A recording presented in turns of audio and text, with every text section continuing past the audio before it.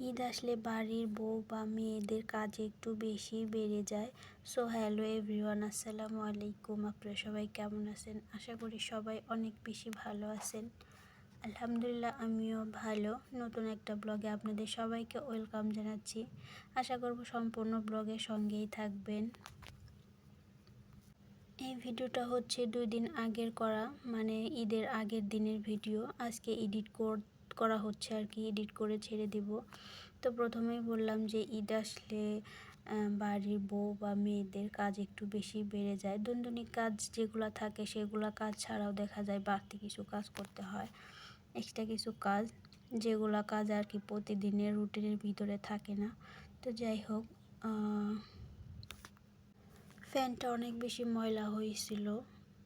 অনেক দিন ধরেই ভাবতেছিলাম ফ্যানটা পরিষ্কার করব করে আর করা হচ্ছিল না। তো তারপর ভাবলাম একটু চলে এসছে ঈদের সামনে, একবারেই পরিষ্কার করে নেব। তো আমি হচ্ছে ফ্যানটা পরিষ্কার করে নিলাম। তো ফ্যান থেকে অনেক ময়লা পড়ছে, এখন আমি চাদরটা তুলে নিব। তো তারপরে বালিশের কভারগুলো খুলে তারপরে ঘরটা ঝাড়ু দিয়ে এগুলো সব ভিজিয়ে দিব, ধুয়ে দিব আর কি।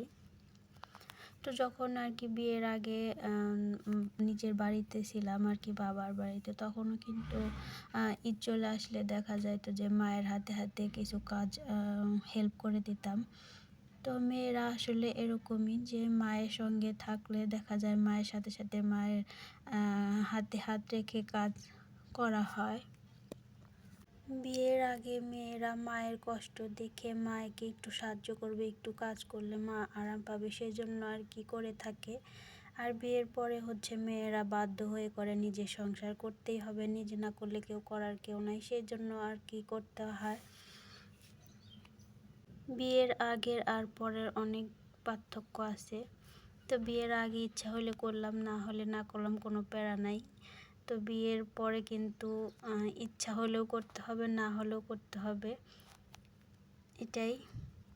নিজের কাজ তো নিজেরই করতে হবে, তাই না? আর আমি সবসময় আমার যে কোনো কাজ, আমার কাজগুলো আমি নিজে করতেই পছন্দ করি।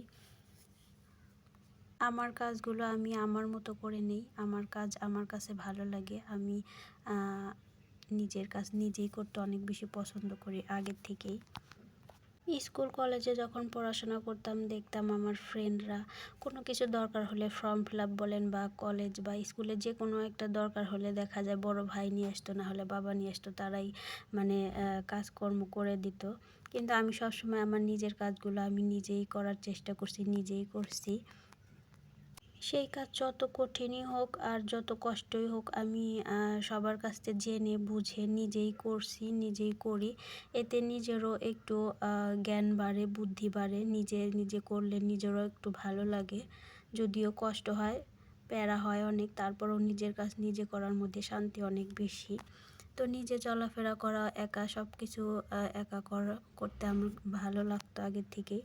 বিছানার চাদর টাদর উঠিয়ে ধুয়ে নিয়েছি, তারপরে এর মধ্যে অনেক কাজ করেছি ওয়ার্ড্রোপের, তারপরে টেবিলের উপরেও যেগুলো র্যাকসিনগুলো ছিল সেগুলো উঠিয়ে ধুয়ে নিয়েছি। তারপরে বিকালবেলা একটু বাহিরে বের হয়েছি কিছু সাংসারিক জিনিসপত্র কেনাকাটা করার জন্য।